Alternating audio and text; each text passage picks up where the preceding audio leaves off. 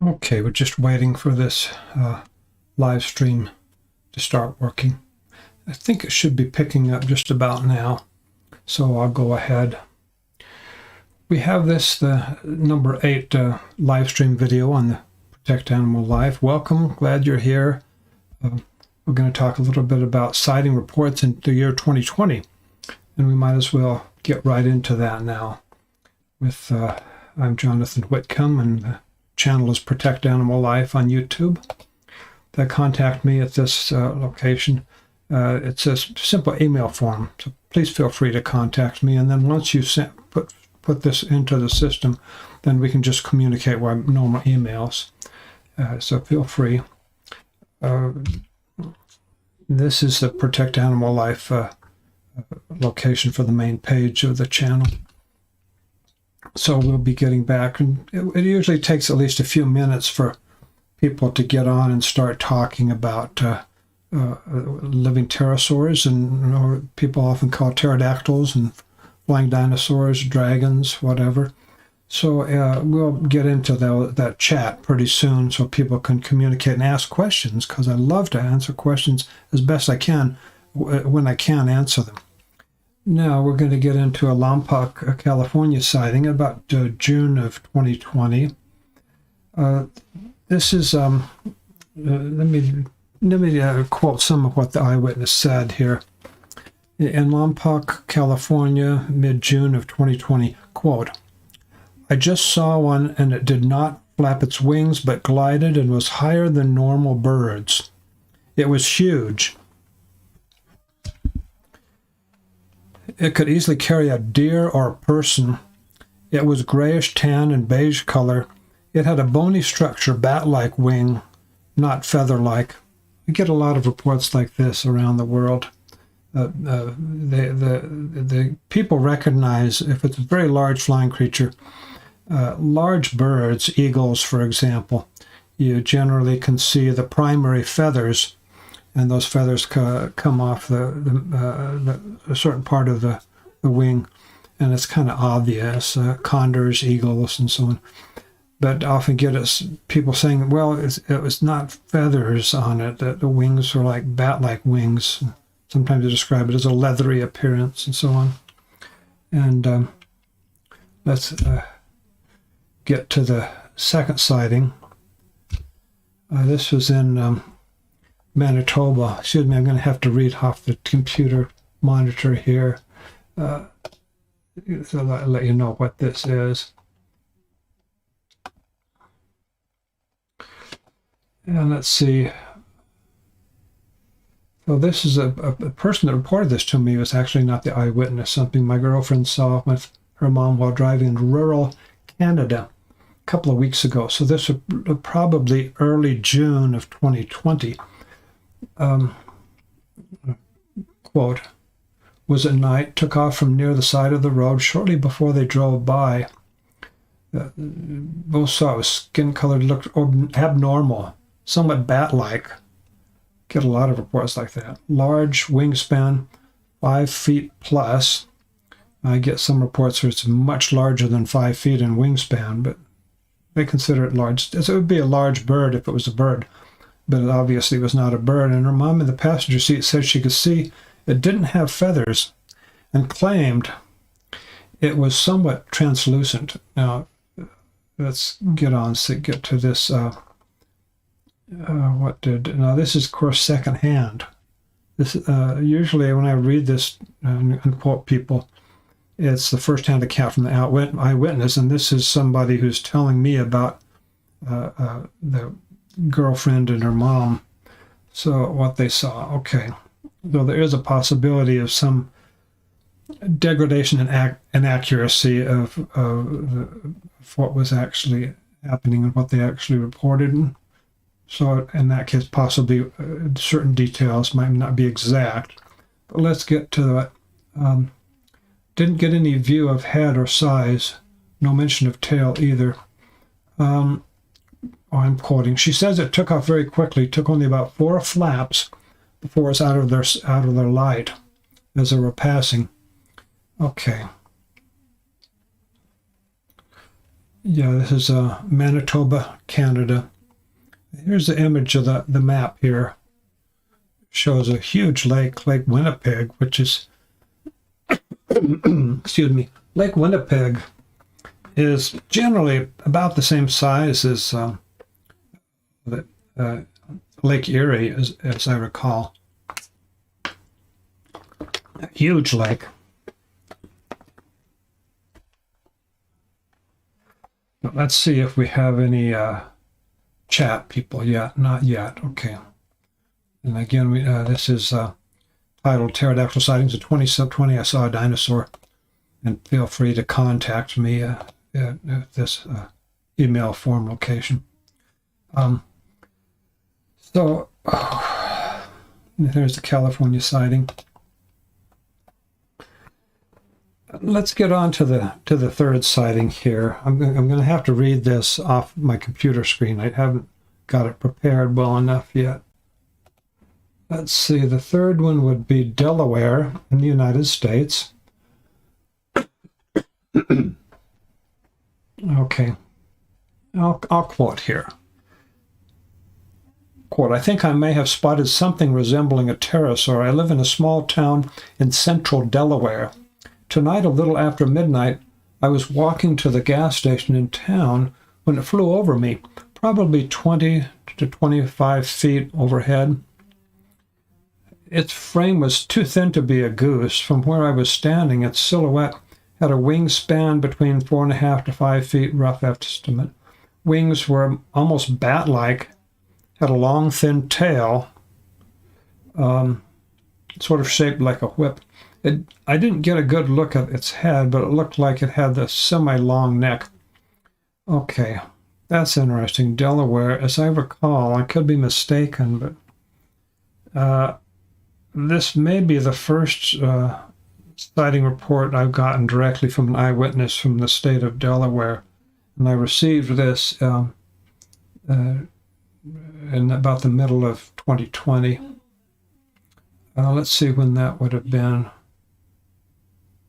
Okay, that would have been apparently early in May of 2020 in the state of Delaware.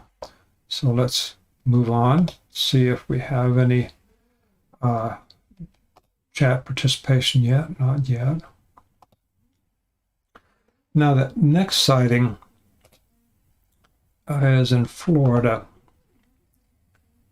And it says, this I received from an email date February 17th, 2020, almost exactly a year ago. By the way, if I didn't mention that this live stream is on Tuesday, the 16th of February, 2021. Here it is. Okay, quote, yesterday I left work. I saw two pterodactyls flying side by side just above Pine Tree Trail in Davenport. I feel kind of crazy, but I saw it. As I passed the housing complex, I thought they were just large geese because of the necks and heavy midsection. Then I thought they were sandhill cranes or a blue heron because of how large they were, but then I came as close as 10 feet, and I saw they were no bird at all. They were dark, matte black with bat-like wings. There were no feathers at either end of their wings, and the claws were where our elbow is. Well, interesting. I get some reports like that. The elbow of the human arm. It's like if this is a wing, not the wing, then the elbow, there's a claw.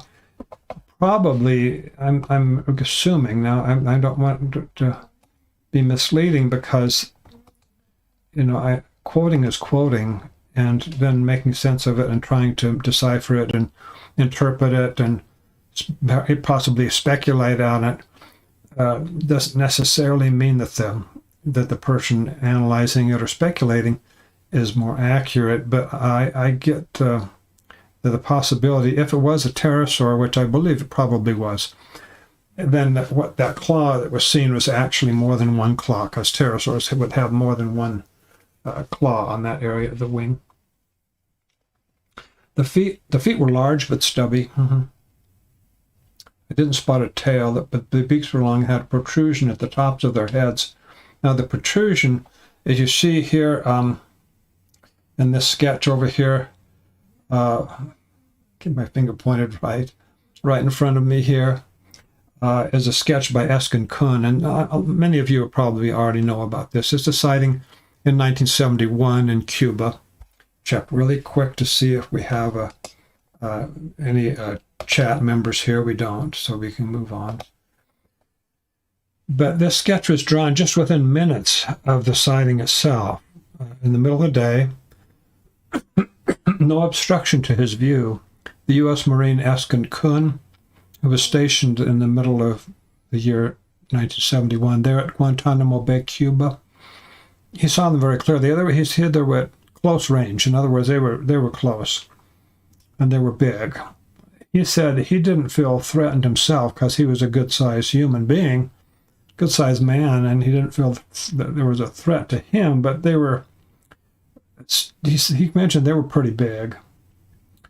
And you can see there's a appendage at the back of the head, like a horn-like structure. We'll get back to the eyewitnesses here. Quoting again, one was larger than the other. Now remember, we're not referring to this sketch here, which was in Cuba and long before this, but we're referring to this sighting in about the middle of February 2020. Quote, one was larger than the other, so I'm guessing male and female, or mom and baby.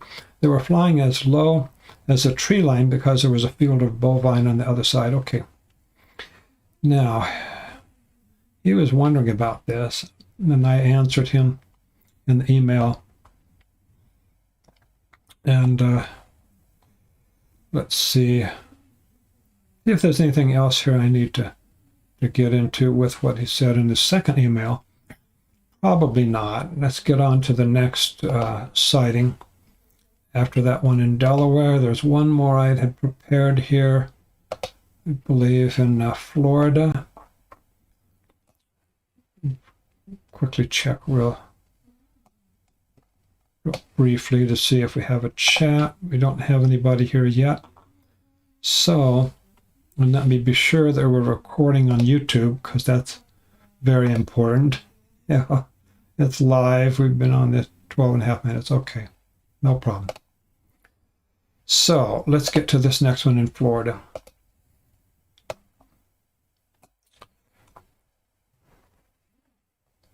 Okay. And this was, okay, no, not Florida. No, this is, we already covered this one. This is Florida. One we want next is not Florida. This is Kentucky.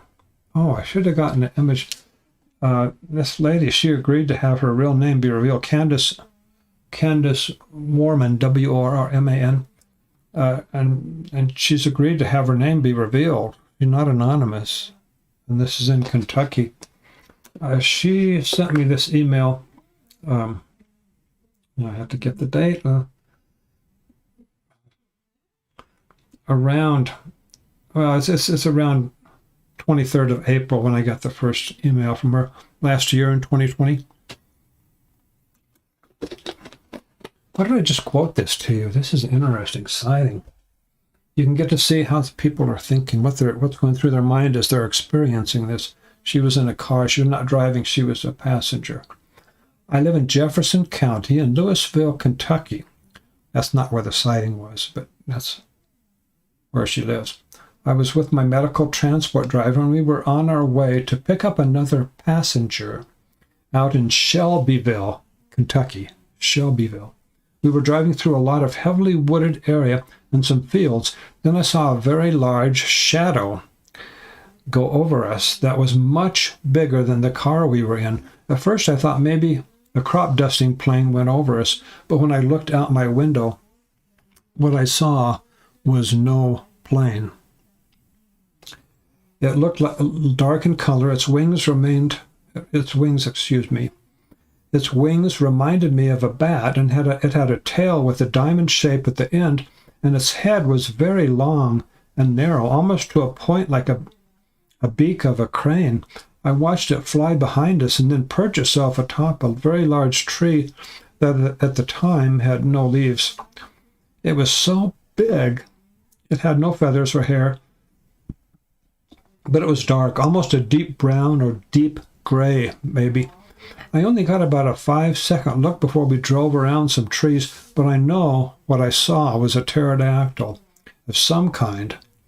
Everyone I've tried to tell has called me crazy or laughed at me, including the driver I was with. He claims I saw a hawk, and I'm trying to mess with him, but I know what I saw.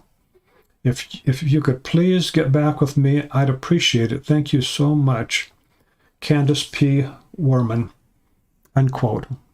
I'm so delighted she reported this to me, and she allowed her name to be revealed. So she's a real person.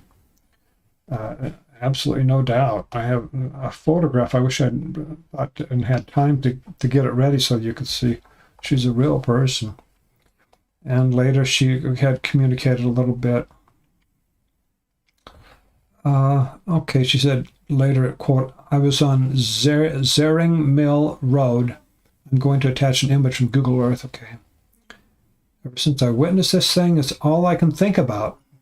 I've always been fascinated with dinosaurs, even as a kid. If there's anything I can do to help, please let me know. And she has helped, obviously, giving this detailed report here. I wish I had had my camera going when this happened, but I was in pure shock and wasn't really thinking about grabbing my phone. But since this happened, I've been spending a lot of time that I'm outside looking up. Wonderful. Briefly, let's see if we got a chat going here yet. Not yet. Okay. It takes a while sometimes. So let me briefly go into this. When a person sees a parent pterodactyl, it's common, like this particular eyewitness sighting. In an encounter like this, a person will be in shock. And the first thing that they think when they look was not that they're looking for a pterodactyl. That's rare. People are not looking to see a pterodactyl when they look up in the sky or something flies by. They're expecting it's a bird, generally. And when they see it, they say, whoa, what is that? And they say, that's not a bird. They were expecting a bird. They were not looking for pterodactyls, with rare exceptions. And I've been working on this for 17 and a half years. My associates and I can verify the vast majority of eyewitnesses of these incredible flying creatures were not looking for a pterodactyl. They were just going about their normal routines, and then when they saw something caught their eye, because perhaps it was larger than a normal bird or whatever, but they looked, and when they looked expecting to see a bird, it was not a bird. So let's go on to a little bit to this situation with why don't people get photographs of them more often? Well, the thing is, generally this happens over and over again. It started in 1944 in the island of New Guinea during World War II, when the Americans were there near Finch Haven on the mainland of New Guinea, and the Japanese were no longer in that area at that time of 1944. I believe it was about the middle of 1944. I could be mistaken. It comes to mind. I interviewed that eyewitness quite a few times over a number of years. He's passed away, unfortunately, recently, that World War II veteran.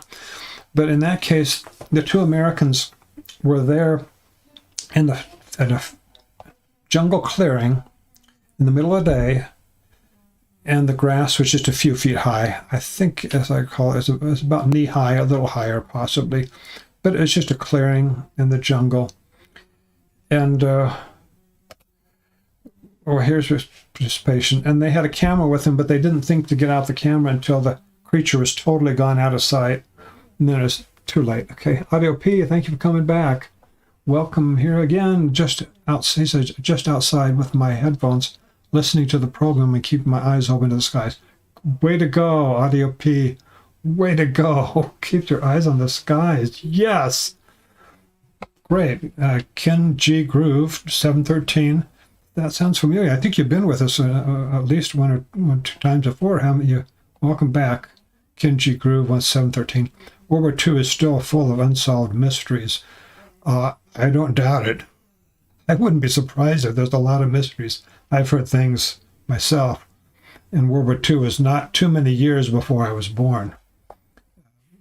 Anyway, glad that people are starting to come on. Audio P, Ken G. Groove, 713. But they were mesmerized, these two Americans, in 1944, just west of the settlement of Finch Haven. Just shocked at what they saw. They were when Dwayne Hodgkinson, the man that I'm referring to, he's the one that I was interviewing for quite a few times over a period of years. He first looked over because something on the other side of the clearing, maybe only about 100 feet away from the two American soldiers, it started to run across the clearing and to flap its wings. And so as Dwayne Hodgkinson looked over, he just assumed it was a bird because, at the corner of his eye, and he just assumed it was a bird. But after he saw it for just a very short time, immediately he realized it's much too big, and it didn't look like a bird. Its head was a pterodactyl shape with a long horn-like cone at the back of the head, and he was shocked because, these Americans assumed that those creatures were all extinct a long time ago. Audio P says, which is your most favorite rope and story encounter? Oh, wow. I have so many, hundreds of accounts. I could tell you something, though. I mean, one of them is this one in World War II. In 1944, I just told you. It's fascinating. And I was able to do the kind of interviewing that very few people, other than myself, Garth Guessman and David Wetzel, very few people in the world have been able to go into detailed interviewing of an eyewitness of a modern pterosaur, as we have in this case with Dwayne Hodgkinson. And then later in life, years after he was out of the military, after World War II was over, he became first he became a mechanic with airplanes, and then he became a pilot himself of small planes, and then he was in more recent decades, he was a trainer, what you call teaching people to fly, flight instructor. Okay, here we have Neeson Altima. Thank you for coming, Neeson. Saw a massive bird up at Mount Shasta years ago, and it was as large as a small plane, dark in color, and it had a long tail or long feathers. Okay, interesting. We have sighting reports in Northern California. I have a number of those. But generally, what happens is people just are not prepared to photograph or videotape anything at all when they encounter an apparent pterodactyl that's alive, flying, or usually flying. And so they never think to get out of the cell phone to take a photo or video. It's just not something it's not normal for a human being to think in that way. You're just shocked. And if it happens to you, and some of you who are watching, it has happened to you. Eyewitnesses do watch these videos on this channel, Protect Animal Life. And we have a lot of reports, and sometimes I have no doubt some of the eyewitnesses that come to this channel and watch a video like this one, they've seen a living pterosaur, but they don't mention it. They just want to see what other people have seen. I understand. Each person is individual, and they have their own their own choices of what they want to say, if they want to tell anybody or not. I understand that. I take that into account when I'm interviewing them or when I'm communicating with them. So we better get back to the chat. And so what happens is, let's say it's you, and you are outside and you see one of these creatures. You first assume it's a bird, you look over and you see it, and you get kind of a weird feeling. I'm like, what is going on? It's not a bird, it's a pterodactyl. And there's several things that can happen, but one thing that just almost never happens is a person almost never will think, oh, I got to get out my cell phone and record this. No. We don't. Very, very few people have trained themselves to think in such a way that when they see something unusual, they will photograph it. I can give you an example here. I used to be a professional videographer for attorney firms, a legal videographer. And I also did other legal video, professional video production, and so on, audio production. But anyway, I was on this particular assignment with these attorneys to go videotape a scene where there was an accident with a truck turning over in Southern California, not turning over, turning left into a driveway. And before we got there, let me get back to that. Okay. Audio P says, I have a question. You mentioned before in using a trail cam to try to capture video or picture one. Which trail cams types would you recommend for these types of creatures?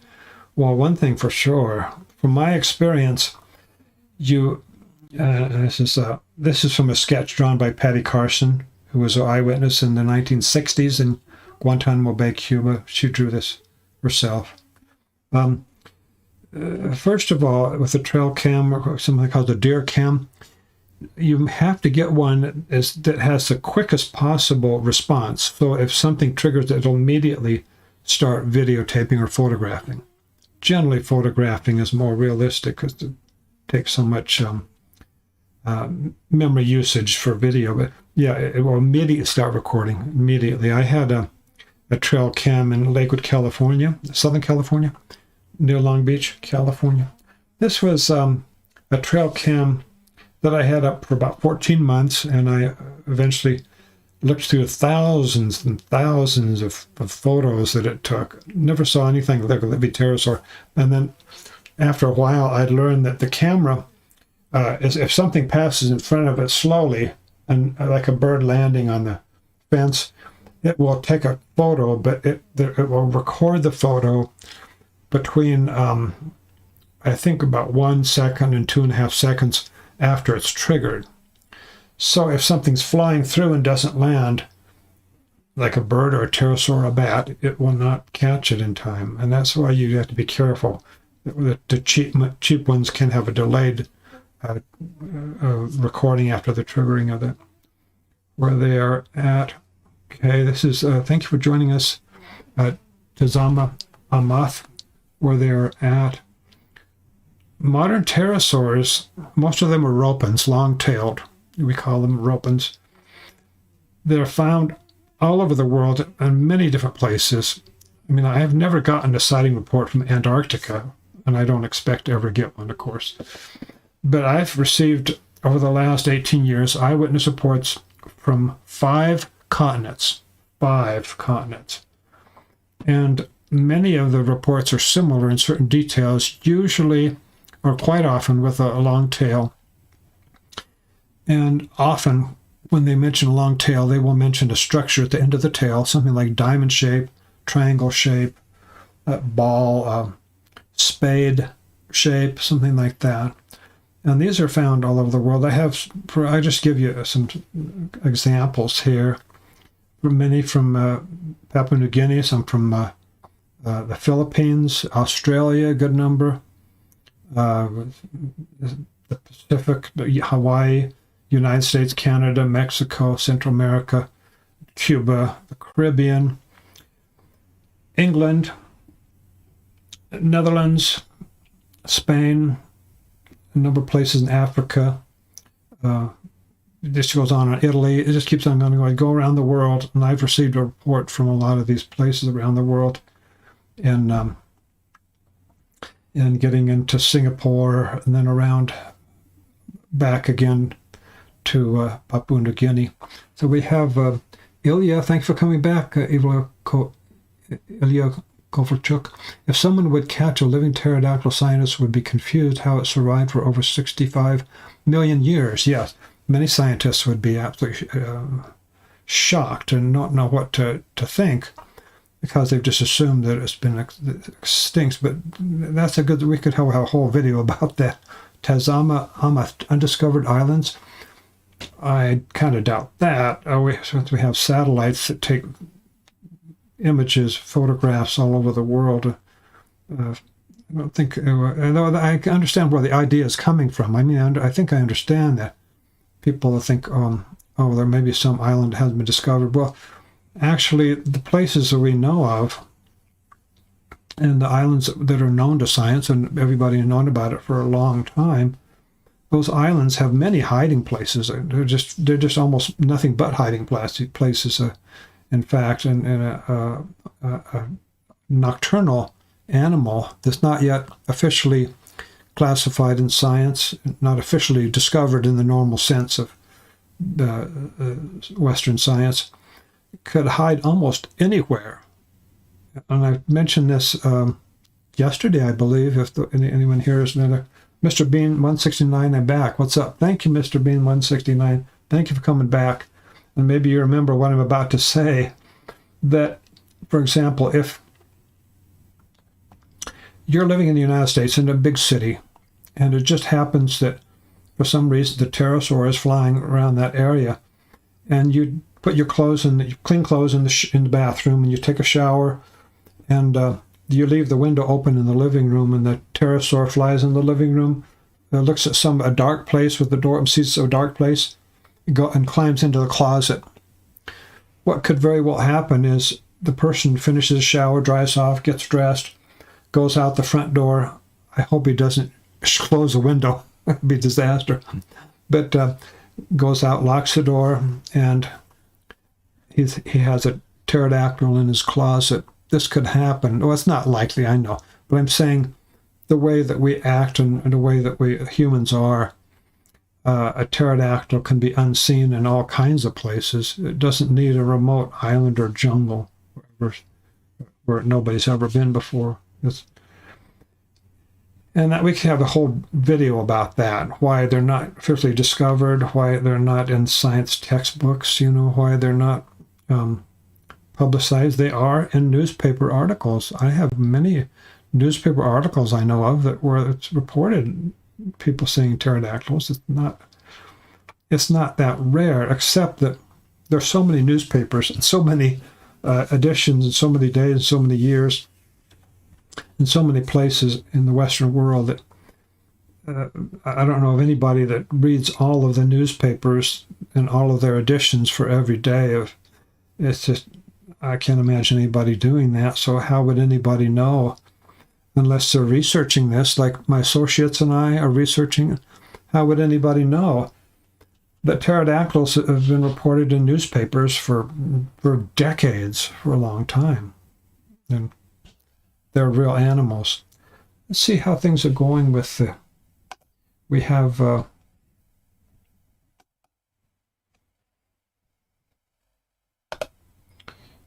we have several people watching now. Welcome everybody, and those who are not participating with the chat, thank you for coming and viewing the messages and questions and remarks. And this, I should mention, since people are coming on now, I'm Jonathan Whitcomb. The channel is Protect Animal Life. This is a live stream number 8 for this channel. It's Tuesday, February 16th, 2021. And if you want to contact me, you can use this page for contacting me.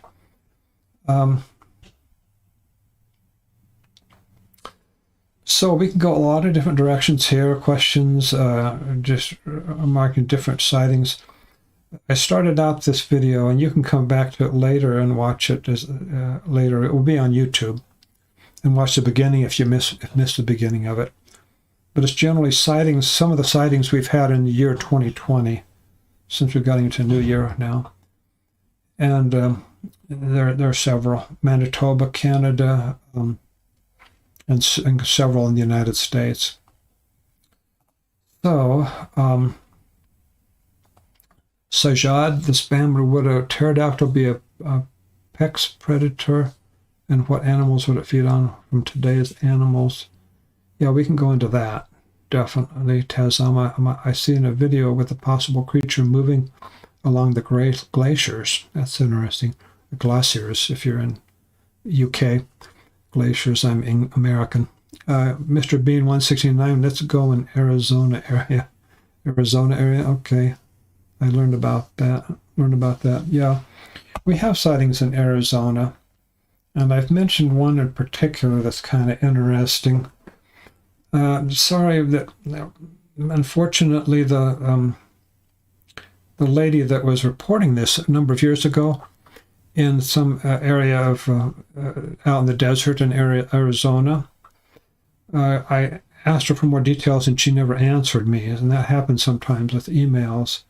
But she and her son were out collecting rocks in the desert, and they looked and saw a culvert, this hole under the road somewhere. They saw there's something in there. They looked closer, and it was a strange, big flying creature, big wings. And you'd think, well, if it was a bird, it was probably at least the size of an eagle, full-grown eagle. But this one was acting in such a way, they determined it was not an adult. It was a baby, because it was almost falling down. When it was trying to flap its wings, it almost fell down trying to flap its wings. But it was really upset with these two strange human monsters that had gotten close to it. It was very upset, making all kinds of noise.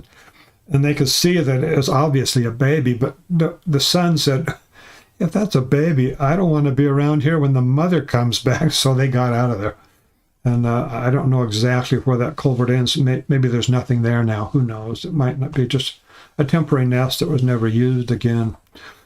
But I believe them. I believe the lady's reports. I've received so many hundreds of reports from all over the world, including the United States, that I don't doubt. It was a pterosaur. It's just very strange.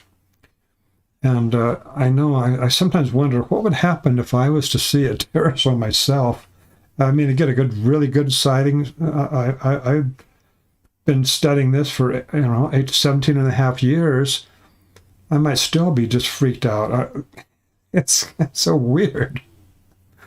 But I wouldn't be as shocked as most people, of course. But as this is my work, my life work for so many years. But still, it's interesting how we're raised in a society, in a culture, where it's just brought up to assume that all of these kind of creatures became extinct a long time ago. Let's talk about that a little bit, and then maybe we'll get some more sightings, if you like different sightings around the world. When we're raised a certain way, to think a certain way, we just take it for granted and say, we don't just analyze it and say, well, why is it everybody is telling me this? Why is it so? We just take it for granted and say, well, if we try to figure something out, we do it within the context that what we and our friends and family and everybody in our community and in the country and in the Western world, in the context of what everybody assumes to be what's true and what's real. And we don't try to change the underlying assumptions in that deeply held cultural idea. But when we're in a situation like my associates and I have been in, where we can see people in other cultures, interview them in Umboy Island, Papua New Guinea, for example, where we've interviewed natives, excuse me, and we can start seeing there's cultural influences in the way that culture works, and people react differently in different cultures. But if we're able to be objective, which is very difficult to be objective in the sense that you can kind of expand beyond your own culture, it's not easy, and be careful, don't let your mind just fly into all fantasies. But you'll see that it is possible to examine certain assumptions. Like, we assume it's scientific that all dinosaurs and pterosaurs became extinct many millions of years ago, and we assume that because we just hear it constantly. The media, television, everywhere. We hardly even can see the word dinosaur, pterosaur without seeing how many millions of years ago they lived and that they're all extinct. Well, that's not scientific. What we have here is a massive extinction over a long period of time, sometime in the past. Most pterodactyls and dinosaurs surely are extinct, of course, but some of them have survived into the present. And we have to be realistic and honest about that. And Sajad says, how big is a pterodactyl? And is it larger than big animals of today, like elephants, gorilla, orca, ring-necked crocodile? Well, it's a different kind of animal. It's not like anything remotely, of course, like the weight of an elephant. They're built very lightly because they're flying creatures, and they're like birds and bats. Pterosaurs are flying creatures, and they have to be light, even though the wings can be tremendous. Like, we have wingspan estimates from eyewitnesses that go up over 20 feet, sometimes 30 feet. And in the case of a sighting in Perth, Australia in 1997, which is in Western Australia on the coast, one of the two eyewitnesses was a scientist, and he said that the wingspan was between 30 feet and 50 feet, between 30 feet and 50 feet. And he kind of had a feeling, a sense when he was observing this very carefully, that it was closer to 50 feet than 30 feet. 50 feet is huge for a flying creature. As I understand, generally the wandering albatross bird has a wingspan of about 11 feet, and that is considered, I think, the largest flying bird in the world. Okay, I missed something. I'll have to go to the other page here.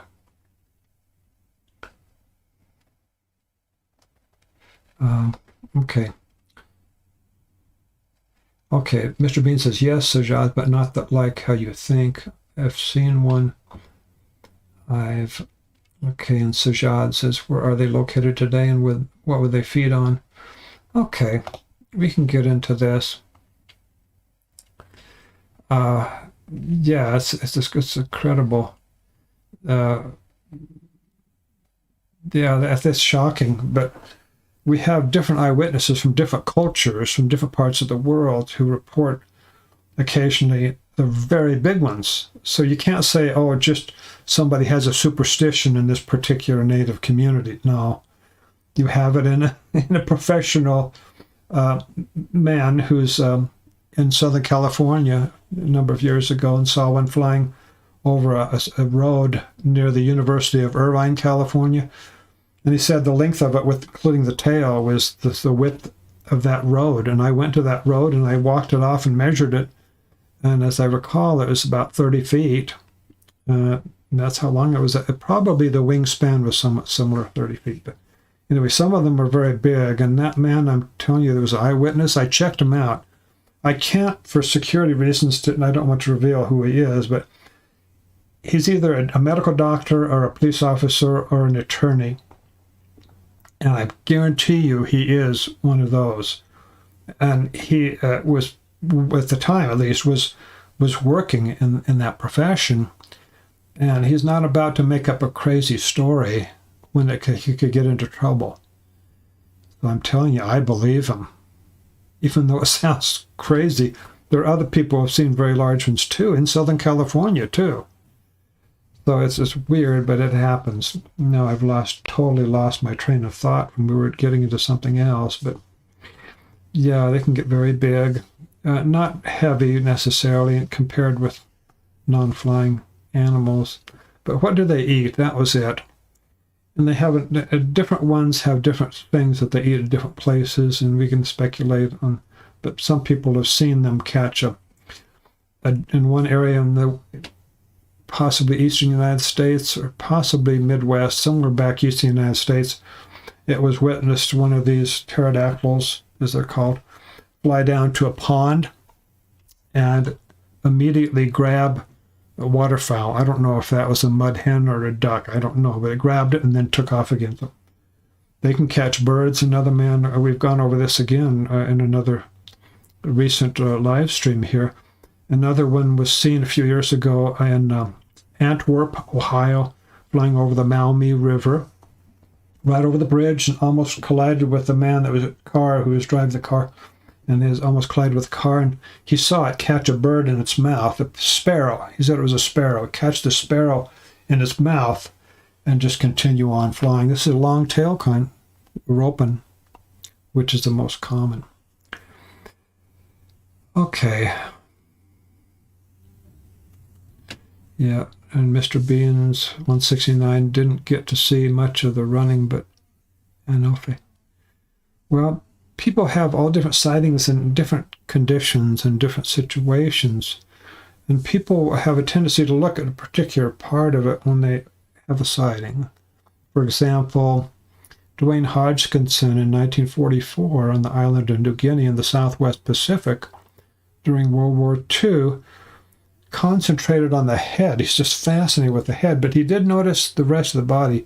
You know, we do have peripheral vision, and we do notice more than one tiny point when we look at something. We do notice to a different extent, of course, but when we're focused on something,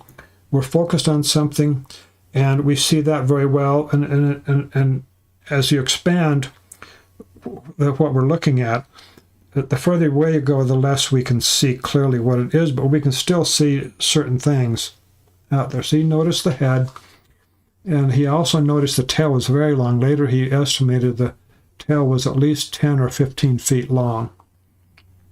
But he couldn't tell anything about the end of the tail, so he couldn't say if it had a structure at the end of the tail because he wasn't concentrating on that.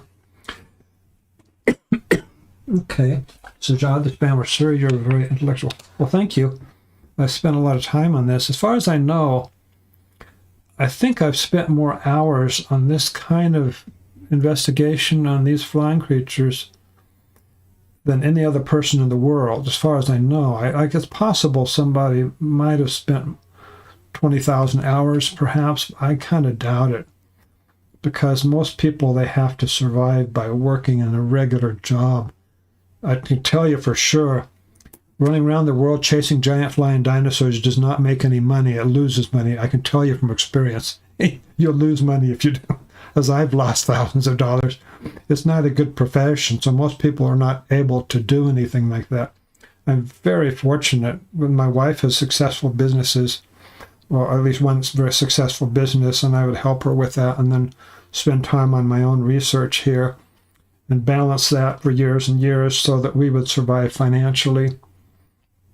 But yeah, I'm not a genius, I'm sure, in the usual sense at least, but I just have a lot of opportunities and a lot of chances to learn things because I've been with this for since before many people were born. 18 years. Young people were not born when I started doing this. Mr. Bean says their wigs were so thin. I think you mean wings. W-I-N-G-S is wings. It's okay. You don't have to spell perfectly. I'm perfectly fine. With English, it's hard to spell anyway. That their wings were so thin. Yeah, like bat wings, where they kind of have to be, I suppose. You know, so that they can fly well. You know, that's funny, you know. The bumblebee, if you hadn't seen one flying and you just saw it dead, and you're a scientist and you do research on bumblebees, but you didn't know that they really could fly, you'd say, well, they used to fly, but they got so fat that now, of course, being so fat and with the wings that they have, of course, it's impossible for them to fly. But if you watch a live one, rather than just examining a dead one, you'll see, yeah, bumblebees can fly pretty well, not as well as other insects, but they can fly. The world is incredible. The Hodge the Spammer, we should try tranquilize these pterodactyls and keep them in a lab and study them and possibly clone or reproduce. Well, I don't think they're having any problem reproducing. They're still with us all over the world, so they reproduce by themselves. I don't think they need our help. It's interesting, yeah.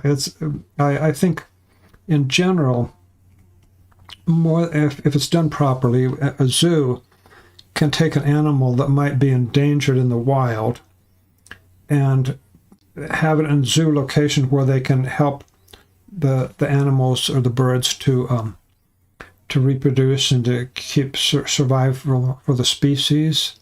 And I applaud that. I think it's wonderful. And the modern zoos are much better than the old ones.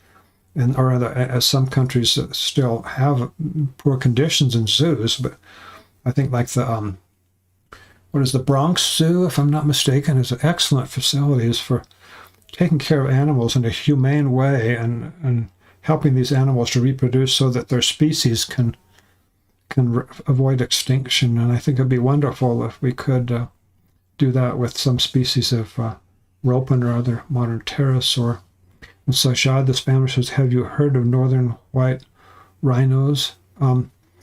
Yeah, the rhinos I think you're talking about in Africa. Well, they're called white rhinos, but the word white is misleading. That word originally in the language it was used means wide. It has a wide mouth, and wide is actually the original meaning of the word. Now that it's known as white rhinos, and they are rare, and they're hard to find, even though they're huge, and you know where they are. But it's people that go out and look for them, scientists and naturalists, and they look for them. They can look and look and look, and it's just mostly vacant land, and here or there a tree or something, and you say, where can they hide? The world is so big. Even in Africa, even in that region of Africa, it's so big, the land is so immense, that a gigantic creature that's out in plain view, if you're in the right place, cannot be found on some days, because just the world is so big. And Tazama Amath said, I'm sure the government knows about them. They know they're not going to tell regular citizens. Oh, I don't know. I'm not going to get into that kind of line of reasoning, because I don't want to get into speculating about anything like conspiracy. No, I'm not going to deal with that sort of thing. And it's quite possible that there's not much of that, if there is any. Though I don't feel any need to do that. There's just so much that we can learn. And as we continue to progress in knowledge, we continue to communicate about this and let other people know, because we need to get the word out. These are real animals. They're definitely real. It's not in somebody's imagination. It did not come from me, incidentally. You might find a web page or a blog post or something that looks scientific, like from the Smithsonian, and it might have my name there, and it's saying all kinds of things. Or a YouTube video, I know of one. And they're saying all kinds of things that are speculations. They're not things that I think, but they say that I think that way. They're not things I believe, and I don't believe that way. And they say what I believe, what I think. And they say that all these reports of ropens and pterodactyls came from me. They didn't, I guarantee you. I'm not one of the pioneers in this kind of investigation. I came along in the early 20th century, not in the 1990s when the people first started looking for them. So it's not from me. It's just that people report their sightings to me in a large extent. And Sajad the Spammer, do you think any human like Mike Tyson could beat a gorilla or a lion? I don't know. They'd have to use their brains, not their brawn. They're gonna fight. You have to use a lot of brain not to rely on your physical strength to fight things like gorillas or lions. It doesn't work. We're not meant to fight like that against that sort of animal. Generally, humans think their way out of problems when it comes to certain animals. And there was a case in Wales. How many of you know where Wales is?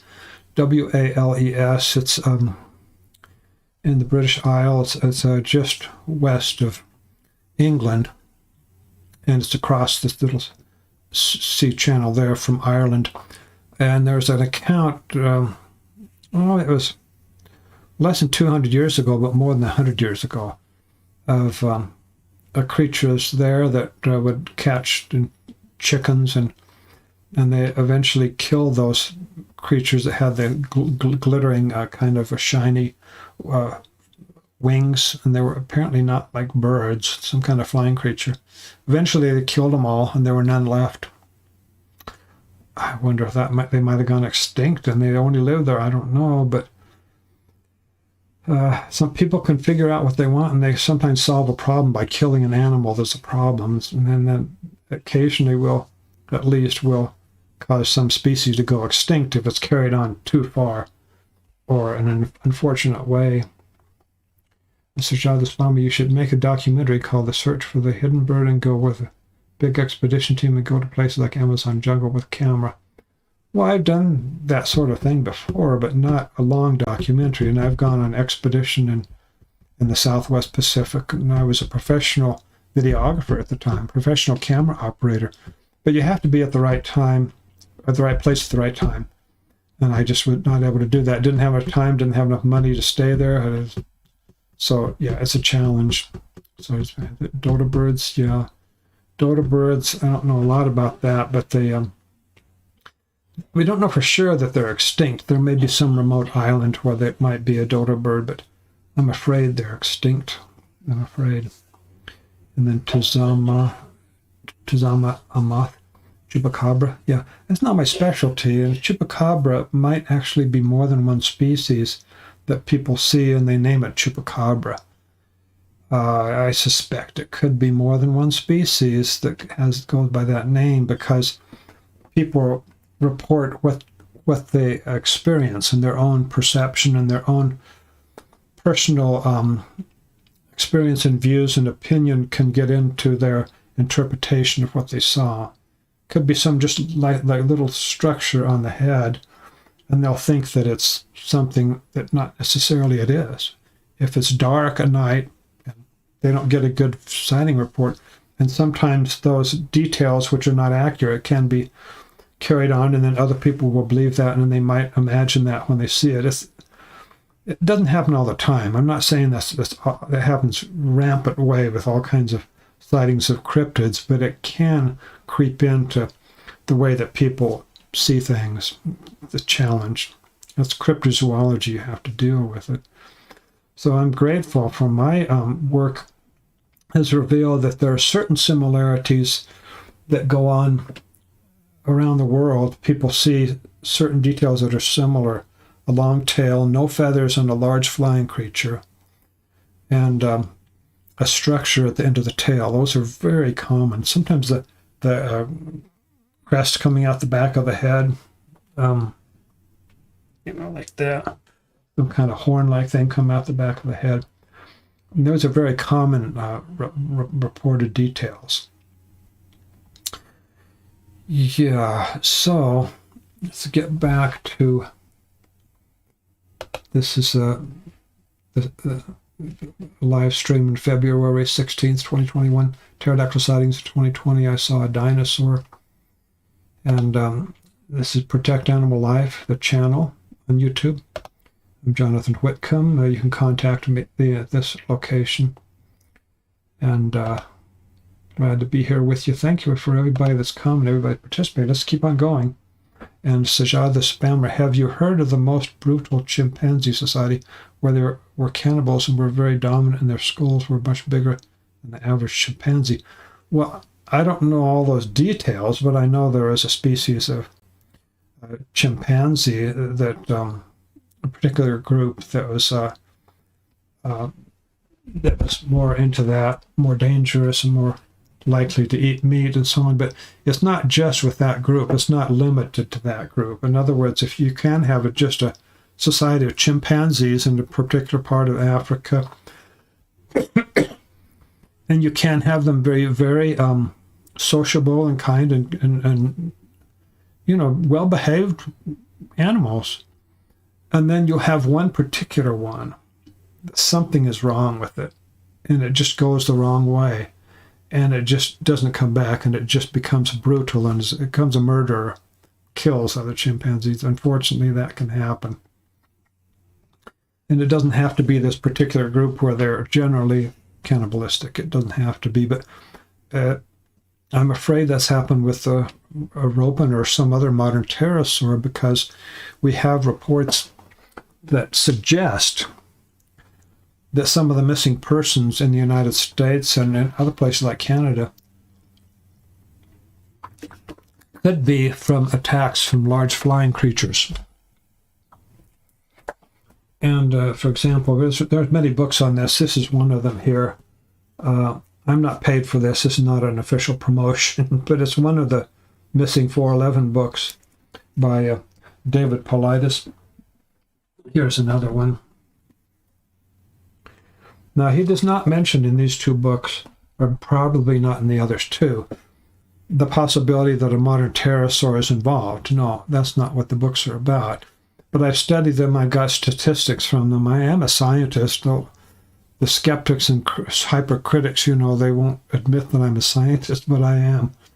And I've analyzed data from these, and I'm not that I came to a firm conclusion about the general case, but there is a definite possibility that some of these missing persons cases are because of large flying creatures, most likely a modern pterosaur. But there are also large birds, actually birds, that I've gotten reports from too, feathered birds like eagles, but they're just a larger species than the bald eagle or the golden eagle. You know, they're just a larger kind of bird. It's not officially discovered yet, but I think it's probably a pterosaur, and not all of them, just in one, like for example with these chimpanzees that are all friendly and they have their own way of gathering fruit and so on. But one will go bad, and I'm afraid it's the same way with modern pterosaurs. One goes bad and they start preying on humans, and I'm afraid that's the way it is. Nisan ultima, are they similar to pteranodons? Well, yeah, I understand that pteranodon is very difficult to spell, and I understand that. But pteranodon is a particular type of what you could call a short-tailed pterosaur. The short-tailed pterosaurs are what people call pterodactyls, and they also call pterodactyls long-tailed pterosaurs. They call pterodactyls too. It's just pterodactyl is a common word that non-scientists use as a general term usually, and sometimes they don't understand that it's not used scientifically when it's not used by a scientist generally. Pterodactyls, whatever you want to call them. The short-tailed ones, some of them are pteranodons, not all of them. There are many other types too. And then there's a long tail, which are modern ones are ropens. We call them ropen. If it's a modern rhamphorhynchoid-like pterosaur, then we call it a ropen. My associates and I call them that. And the pteranodons can get to a very large size, yeah, but I don't know if that precise type still lives. I don't know. Something similar does.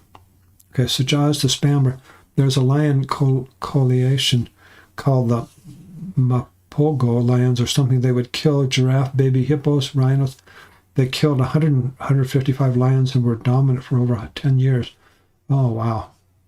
Well, M, thank you, M, for coming here and for participating. Footage of Dodo and Mauritius. Not sure how real it is. It certainly looked real.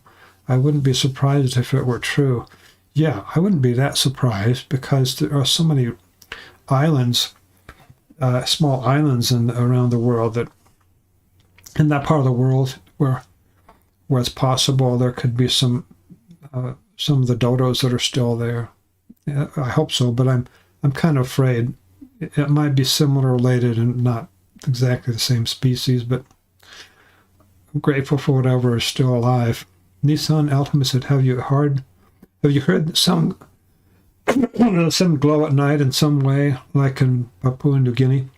Oh yeah, I get a lot of reports like that in the Caribbean, in North America, the United States. Yeah, including Canada, as I recall, or a lot in the United States.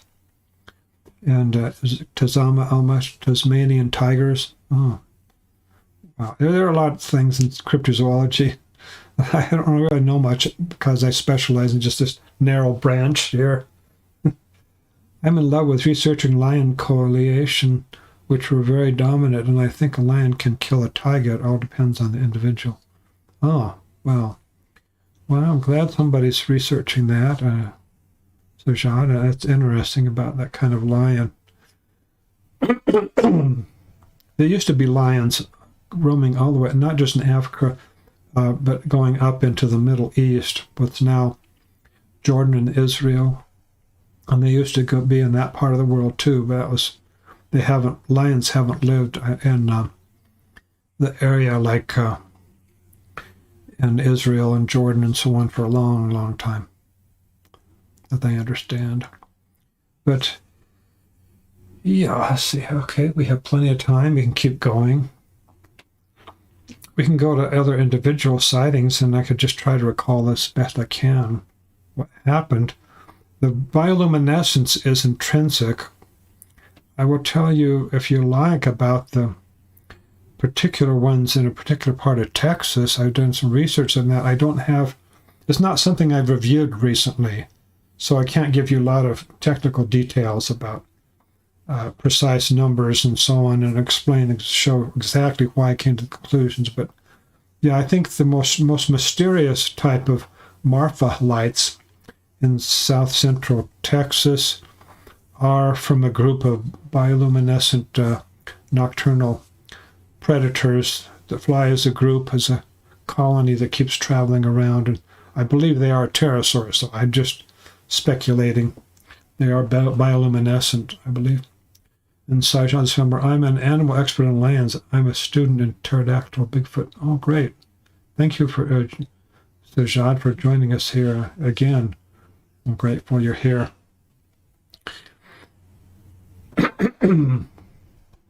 Oh, by the way, I've written 5 nonfiction books over the years. This is one of them. This is the 3rd edition of Live Pterosaurs in America. It's a medium-sized book. It's not very big. It's medium-small. And I also have Searching for Ropens and Finding God, which is much bigger, much more complete, and more recent in the big book. Okay, Susha. Are these animals smart pterodactyls? I believe so. We have indications that my associates and I have from this research that they're quite intelligent, they're smart, and that they can plan things out. Can I think of an example? Well, I mentioned this before. The ropen people see occasionally in the daytime, if that's the same one that's a large flying creature that flies out to the reefs of Umboy Island, how in the world does the ropen break off a giant clam that's stuck to the reef? I don't know. They must have found some way to do that. It's incredible. Imagine terror birds still being around. That would be scary. Yeah. A Tasama Amath, they're bigger than ostriches. Yeah, they're heavier than ostriches, the biggest ones. But ostriches in general are quite heavy for birds. Of course, they don't fly, so they don't need to be light. But ostriches can be pretty heavy. One of my associates who's gone on expeditions in Papua New Guinea has a specialty of working with that kind of flightless bird in Texas. Sajad the Spammer, your books will be read for thousands of years. Well, thank you. When most of the terror birds are discovered by the rest of the world. Well, thank you so much. That's a nice thing to say, Sajad. Thank you so much. I really appreciate the very positive comments and questions, and very considered. I'm just really I'm grateful for you who come here with an open mind and have participated, and we've had some good discussions. I'm trying to get this to be 2 times a week at least. I had one yesterday, but these live streams on Tuesday and Fridays about the same time. In the Utah time, which is the mountain time, it's about 4:30 to 6:30, which would be, I guess, 3:30 to 5:30 in California Pacific time, and in the East Coast of the United States, it would be 6:30 to 8:30 p.m. in the Eastern United States. But thanks so much for participating in this. I hope that it continues to go well, and so far it looks like it's going very well, and I'll continue it if you guys keep coming back, asking questions, participating. Then of course, how can I not keep it up? I just wanted to keep on providing ways that you can participate. But the bioluminescence in Texas, we have to talk a little bit. If you want, this should probably take a whole video just on this. But what people call Marfa lights, M-A-R-F-A, Marfa lights. We need to be aware. I have a whole book here, really good book, Hunting Marfa Lights. I should have a whole video on this, but I'll just give you basics of it. James Bunnell, who's a scientist, he did years of research on that. He's found that some of the lights are indeed just optical illusion. People at a distance at night, they look up a certain direction toward a highway where cars go going with their headlights on at night. And the way that the lights move sometimes will cause a mirage or optical illusion of some type, which makes them look strange. And people say, oh, I saw a Marfa light, when actually they just saw car headlights under unusual conditions. Unfortunately, they think that's the Marfa light, but there are other lights, and they come out only about 6 times or so a year, so they're more rare. And they are very different. You don't see them by the highway. You see them more to the east, I think, if I recall the direction on that. They're not on the highway. They're out in a remote area where there's no cars generally, mostly no cars. And they fly in such a way that's not where the roads go, where the farmers, the cattlers, the ranchers' roads go. And they're very strange in the way that they fly just a little bit over the floor of the desert, over the ground. And they fly it a little, well, somewhat faster than normal birds would fly, but they're just incredible, these things. And the way that they act together and in harmony in certain ways is amazing. And the people who live in that area, they tell you they're real. Marfa lights are real, and they're called ghost lights, spook lights, or something like that. But they act in an intelligent way because they're doing intelligent things.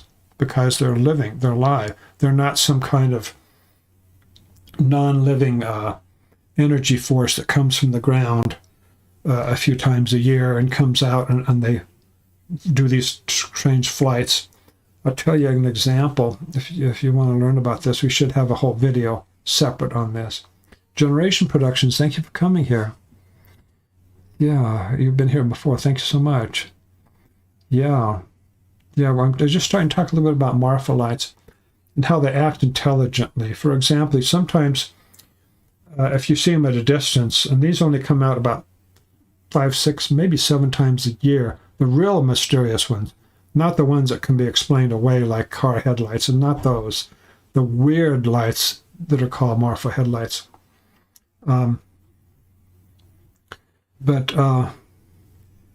Yeah, for example, the person will see a light come on in the distance, and the light will come on, glowing, and then it will seem to divide into 2 lights. And the one of those lights will move away some distance. I mean, this is hundreds and hundreds of yards, long distance, many hundreds of yards, as I recall. Don't quote me, but it's a long distance. And the other light will stay where it is. Then the light that moved away will come back to the one that was there, and sometimes it turns off before it gets there. That's an intelligent activity. It's not some non-living kind of energy force in the ground that is by some magnetism or some other weird non-living thing. It's an intelligent activity.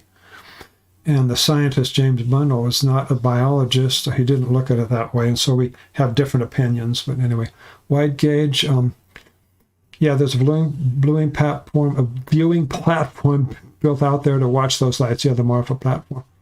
By the highway, saw a photo, haven't been out myself. I haven't been there myself either, but I had a friend of mine who went out there and told me exactly what he saw. He described the lights. It's fascinating.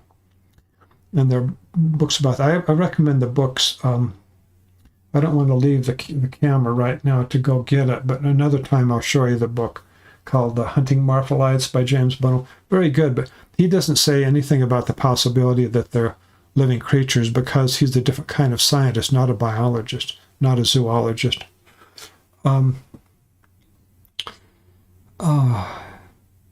Okay. And grateful for everybody's here now. We're into Marfa lights now. But I study the details. I'm a scientist too, but I specialize in a different area. And I noticed the data he got from years and years of work, hard work and fast, good work, recording good details, incredible work. Yeah, isn't that ghost orbs? Yeah, people call them ghost lights and things. Something of UFO spaceships, but these particular ones are different from many what people call UFOs, which move extremely fast across the sky, long distances, very, very quickly, and then change direction, instantaneously. This is not like that. Marfa lights are not like that. So let's get into this.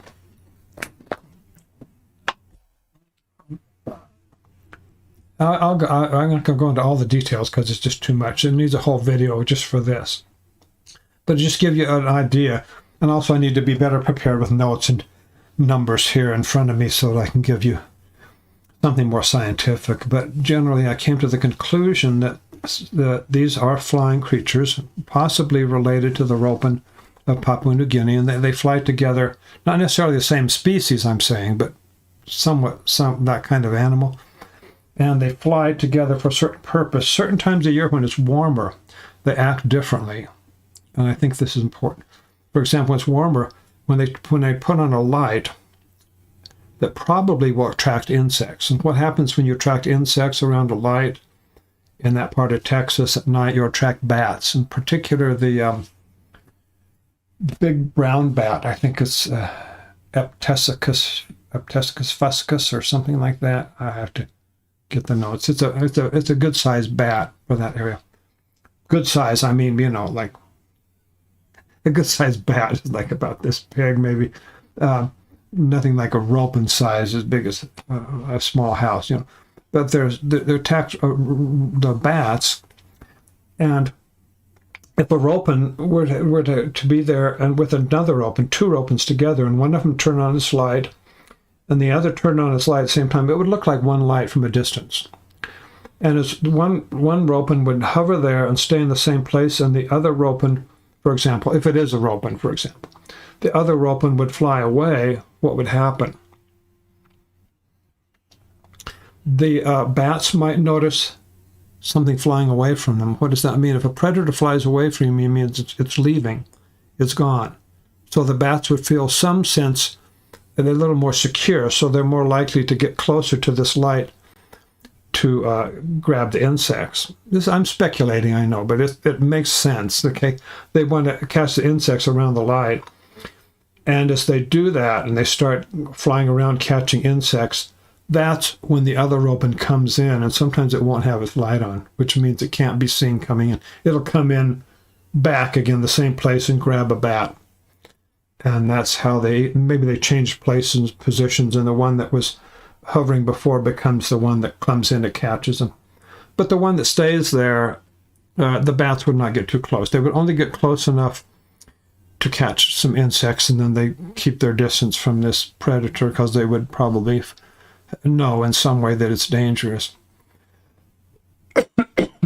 That speculation, which is a speculation, is not something proven or anything remotely like that, but it does make sense with all of these, many of these particular sightings where it looks like a light divides and one goes away. There can't be some magnetic force that causes one light to stay where it is, but divide up into two parts, and one light, which is not living, flies away, then comes back.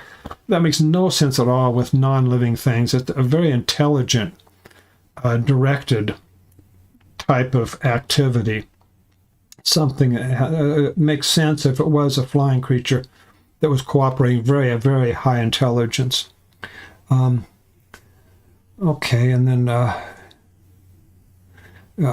generation production. Personally, I think ghost orbs are flying reptiles since they seem to show intelligence. Yeah, that's what I've seen. That doesn't seem animalistic in nature. Wide gaze, do we really want to regress to gladiator sports? Kind of bloodthirsty. I don't know. I missed something, I think. But anyway, answering that, yeah, I think there's a number of different species possibly that... Sorry about the phone call, my wife, I'll get it. a number of different species involved around the world. And each of them is generally more intelligent. We like to think more intelligent than lizards or turtles. They're more intelligent than that. Okay, we've been going on over an hour, around 20 minutes now. So we keep going and see if we want to go in a different direction now. We're into bioluminescence, impossible glowing pterosaurs. These are seen in different parts of the world. Sometimes a person will see one, not just a light flying, but they'll see it close enough that they can see that it's a creature with wings, a flying creature. In particular, there's a native I met on Umboy Island in 2004 in the Southwest Pacific who told me about his sighting, and I was in a hurry to get off the island. I couldn't stay too long and interview him. But fortunately, the two Americans that followed me to the same island a few weeks later, they eventually found him. They did a detailed interview, more than I could have done myself, and got detailed information about his estimates for wingspan and so on. But basically, he saw this creature flying at night, and it was close enough and enough light that he could see it clearly, but it was glowing. So it had light coming out of it. And it flew overhead out toward Lake Pung area, which is Mount Tolo or Tolo. Excuse me. He saw that it was glowing, so he saw it was a flying creature with wings, and he had no doubt it was a ropen. I have no doubt it was a ropen, but he could see that it was flying, and the same thing happened with another man on the other side of the island who saw it glowing, and the wings too. So these flying creatures do have bioluminescence. Can they be mistaken for flying foxes? Is Tizama a moth? Well, theoretically, I mean, it's possible. But, I've been researching this for 17 and a half years, and I've gotten a lot of sightings, a lot of comments, a lot of people told me experiences, including experiences in the Southwest Pacific, other areas where there are many flying fox fruit bats. I don't recall anybody that gave me any information that they had seen what they thought was a pterodactyl and later found it was a flying fox. No. I might be the number one expert in the world with more experience than anybody else, but I don't remember anybody showing me that somebody in particular has had a misidentification, seen a flying fox and thought it was a pterodactyl. It's theoretical. And of course that means it could happen, but it's certainly not common. Guarantee it's not common. People get used to bats. If they ever go to that area or if they live there, they know the bats. They know that they're not pterodactyls. That's basically it. Sajad the Spammer, have you had any personal experience with flying orbits and pterodactyl? Well, possibly. Not that it's clear enough, and I can give you an example. I have the 3 different experiences. One of them was in Utah, just a few miles south of where I'm sitting right now, in Draper, Utah, and I looked out toward the mountains because we had sightings in that area, more than one sighting, and there are definitely ropens. There are ropens in that area that came occasionally, not all the time. But I looked up at the mountain area, and I did see a light that was moving across a particular part of the mountain where there's no road there. I mean, you could see there's no road. I mean, it was nighttime. It was well after sunset, long after sunset. And I saw another light there too, and that was moving. I don't know. Did I see a glowing ropen? It's possible, but I don't know. It's not something I would usually mention because it could have been something else. It could have been a motorized vehicle, but it's not the kind of place that looks like it would be safe for driving a motor vehicle at night. There's no roads there. It's kind of steep and doesn't make much sense, but it's possible. It might have been a non-living thing. Oh, here's Octopus with No Friends. Hey, thanks for coming back. Octopus with No Friends. Hey, Jonathan, it's great to join you again. Thank you so much for coming, and we have time still. Glad you got here. And Nick Cipher, big difference between a bat and a bird of any kind. Yeah, very different. An octopus. Also, hi, Mr. Beans and Wide Gaze and other pal crew. Yeah, they're here. At least they were a few minutes ago. Tazama, a moth, thunderbirds. Yeah. Yeah, I heard that expression, that word thunderbird. Again, it's not scientific, I understand. It's in the legends of Native Americans, they have a word for thunderbird, and they have their traditions. And I had to be very careful. I respect many things about traditions of Native Americans that are very important. And actually, you can't find them much in other cultures, and we need to preserve them and respect them because there can be important truth to be found in things that we ordinarily would think is just, it's just a fairy tale. Be careful. Sometimes the truth can be there and real in terms of, for example, a spirit nature of an animal. Like an animal might have a spirit that is over it or something, or the spirit of things. I absolutely believe that there's definitely truth in that.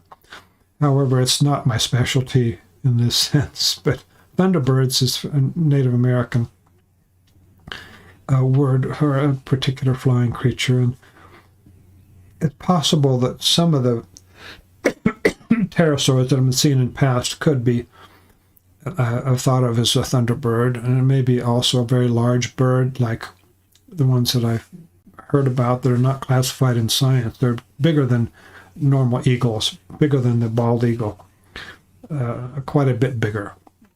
And I believe them, that they're real. Maybe that's one of those is a thunderbird, or just to some extent, at least people can see something and call it whatever they want. So what do you do? Generation Productions. What about giant bats? Could it be possible some sightings of giant bats? Theoretically, of course, you can have an unknown bat that grows to very large size. However, with many of the sightings over the last 17.5 years I've encountered, certain particular details match up with the concept that generally these sightings that my associates and I have received are not bats. They have a different type of wing. They're a different structure of the body.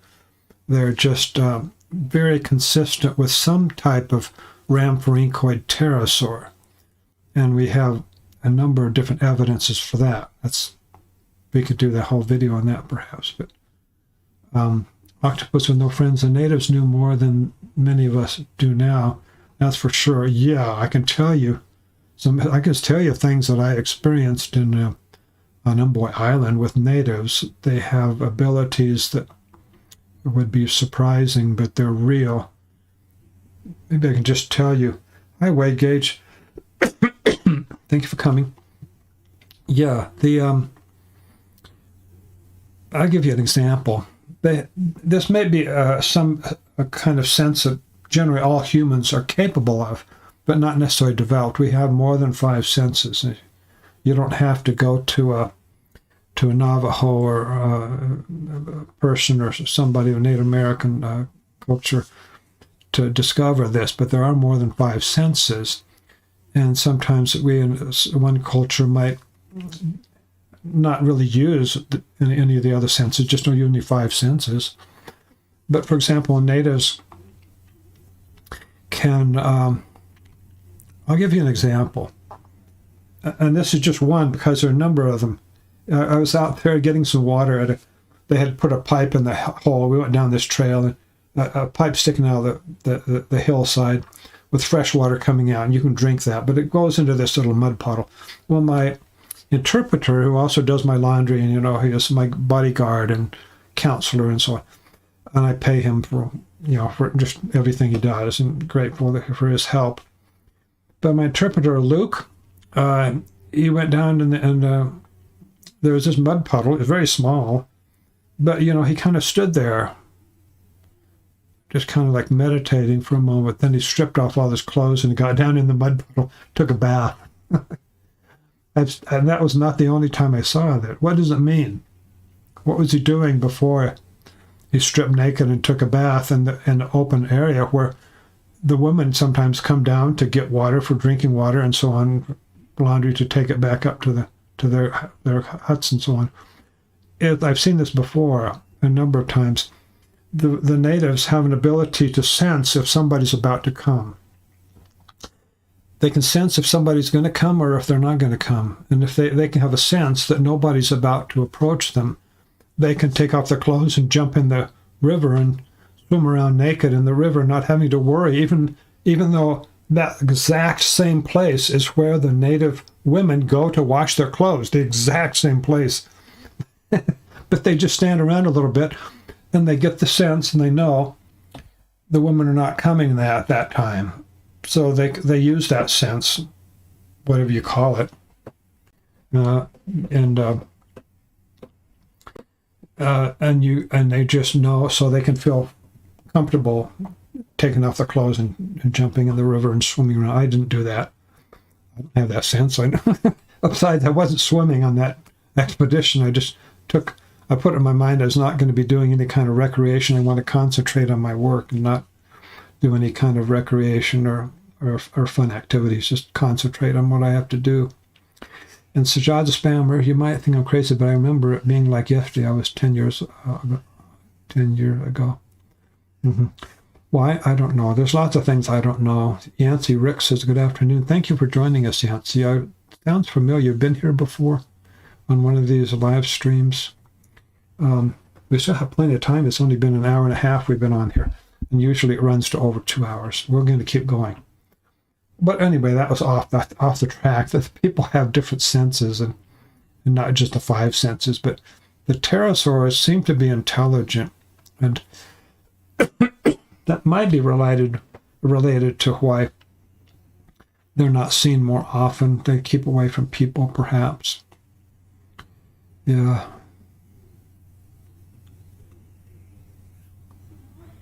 Yeah. Anyway, there's a lot of things in this big world of ours. Yeah. A lot of things we don't know. I believe a lot of things that are not commonly thought of as being anything more than just fictional story tales. But the pterosaurs are not all extinct. There's a very limited number that have survived, and I'm not going to go into how long ago they died or lived or whatever, but just even though many pterosaurs have become extinct at some time in the past, there are a certain number that still live. And there's nothing non-scientific about that. It's just the way the world is. The world has an incredible number of different kinds of animals and plants. It's just the way it is. And this pterosaurs still live here in some species. Now, we can go a different direction here. We have plenty of time. Anybody want to go a different direction with particular areas of the world? There's so many places that we have sighting reports. I just got one a few months ago from Italy. And I think actually the sighting itself was just in the year 2020. It was reported to me, I believe, right after it happened. And Sajad the Spammer, I do believe that ancient animals still civilized. Yeah. Sean Haviland, thank you for being here, Sean. Theory as to why we haven't found any bodies.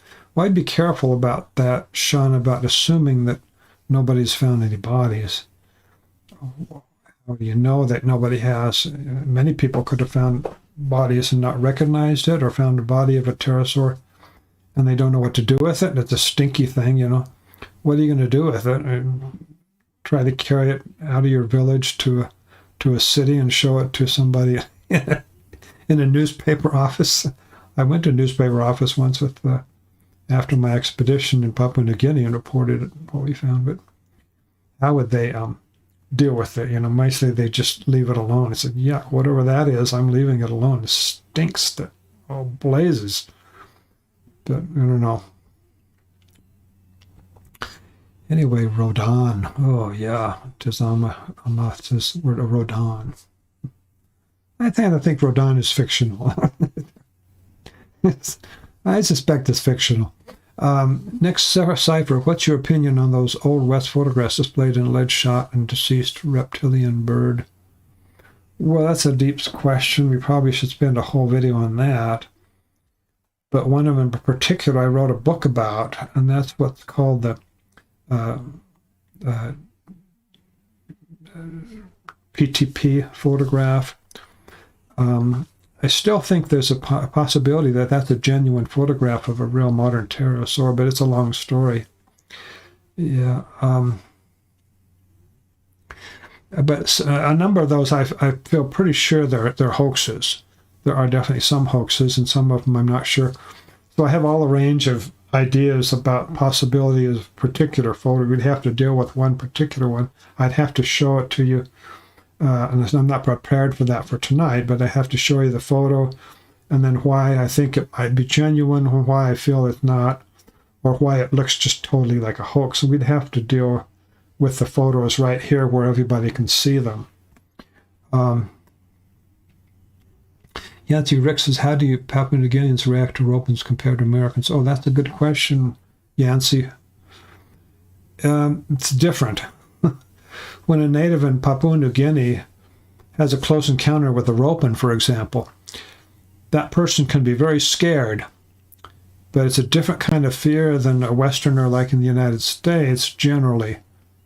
That native out in the Southwest Pacific will be afraid, possibly, of immediate danger for the animal, but also after they're separated and the person runs away, or the animal flies away, and they're no longer is the human close to the ropen, the person might still think of some traditional idea or native superstition that maybe because of that encounter, when the native goes home and goes to bed at night in this hut, that the ropen might come for him, might come back to get him. That is terribly frightening. I really sympathize with natives who have traditions that make that such a frightening thing, but generally people see them, they're afraid what their neighbors are going to think about what they tell them. They think, I saw a pterodactyl, and then they'll think you're crazy, you know. That's a big fear. Or a person will think he's crazy because I couldn't have seen that. It's impossible. Am I going crazy? Am I going nuts? But they're afraid for their own sanity. Are they going insane or something? That is a real fear, but that is a big difference, yeah. And natives and Westerners. Wide gauge, my theory in bodies, they die holed up in natural causes, underground in their nest. No one finds them. Well, that's definitely something to consider, what wide gauge has told us here. Yeah, I can see that, but it's not necessary. I know from personal experience, having buried small animals in a particular precise location in a forest near the border with Yosemite National Forest in Central California, buried a number of different bodies of different little creatures and birds and animals in a precise location where we've measured where they are, come back 12 months later, the next summer, dig there, there's nothing left. Absolutely, and it's a pile of, you know, mats of pine needles. Nothing is left. Everything is gone from those bones, and everything has disappeared for whatever reasons. Oh, let's see. And I need to go up to another area here. So I missed some things. Sajad, there's a 30-foot crocodile which is mad and insane. That's like a kraken octopus with no friends. That's why I've been thinking too. They probably die in the cliffside caves they spend their days hiding in. And then, why I guess they went on top of the food chain, they might see carcasses scattered around. And Sean Haviland, I also look into Bigfoot, dogman, UFOs, but there's a paranormal, supernatural explanation for these phenomena. Are there any pterosaur? I feel that they may be inevitably discovered. Yes, I definitely agree with that. They may be inevitably discovered. Sean Haviland, thank you. Yes, I believe they definitely will be discovered. In Generation Productions, well, there have been reports of sharks found half-eaten. Is it possible that a flying reptile could fish and eat sharks? Oh, I never thought about that. I don't know. Is that possible? I don't know. Huh. Sharks. I suspect those sharks, they might have some predator in the water that actually lives full time in the water, probably. Yancey Ricks, how do normal animals react to ropens? Oh, wow, that's a good question. Yancey asks, how do normal animals, means animals we know about, I think is what he means, animals that are well known, how do they react to ropens? Well, I could give you some examples. And there's a little speculation, this is from Utah, but it could be a ropen or other large pterodactyl, but I believe it was a modern pterosaur. This is a number of years ago, just south of the Salt Lake Valley in Grantsville, Utah. Salt Lake, the Great Salt Lake, I should say, south of it. And it was in the nighttime.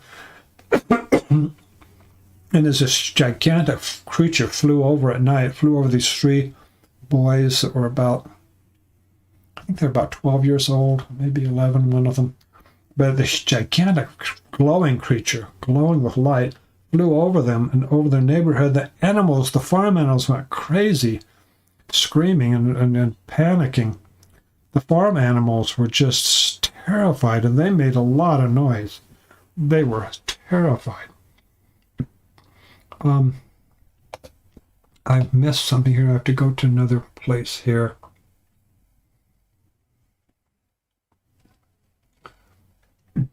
Okay, Sajad, the sperm, they must be apex predator because they would be their remains if they were prey, which I doubt, and they might be vegetarians, so they adapt and survive.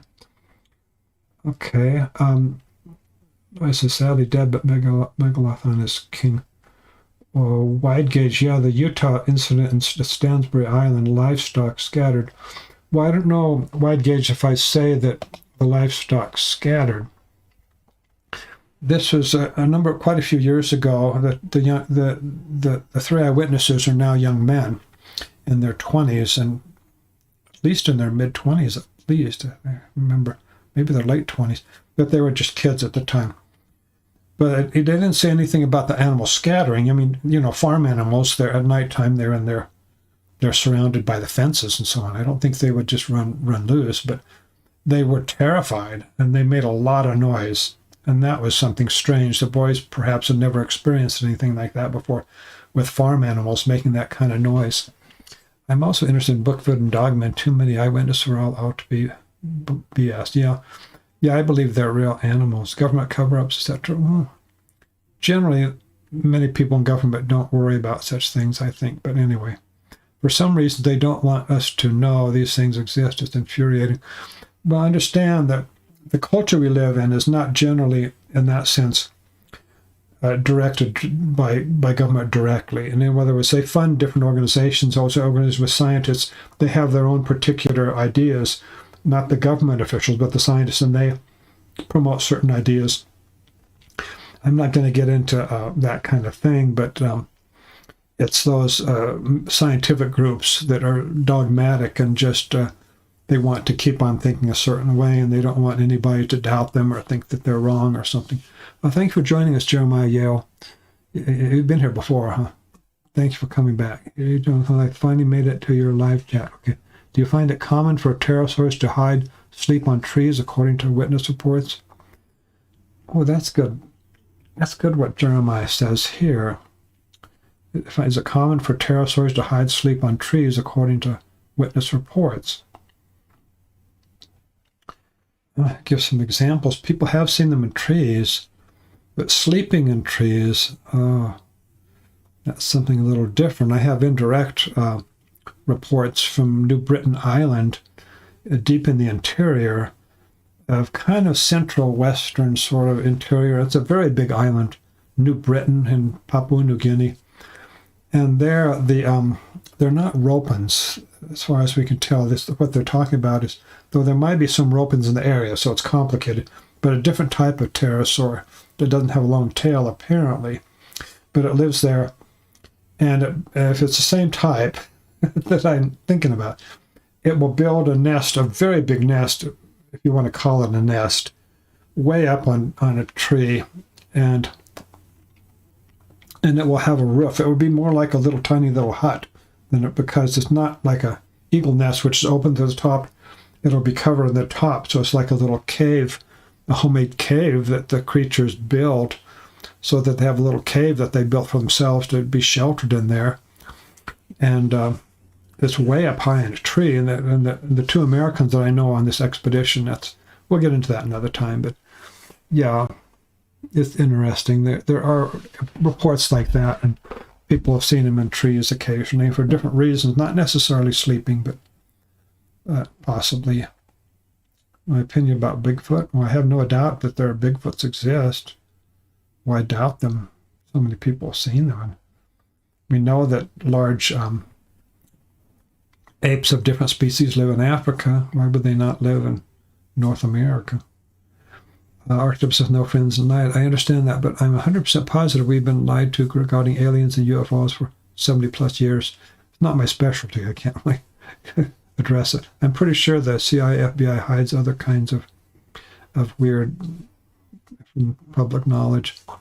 Anyway, that's not what we're here for. But we're here for pterosaurs. But I can say things about culture in general and how people think and the things they take for granted in terms of extinction or non-extinction. Jeremy Yale, would you consider pterosaurs to be nocturnal creatures? Is there... I think Jeremy has retracted his message. Tazama Mothman. Yeah, Mothman is another subject we could get into. But again, it's not my specialty so much. Sorry for the telephone. My wife will get the phone.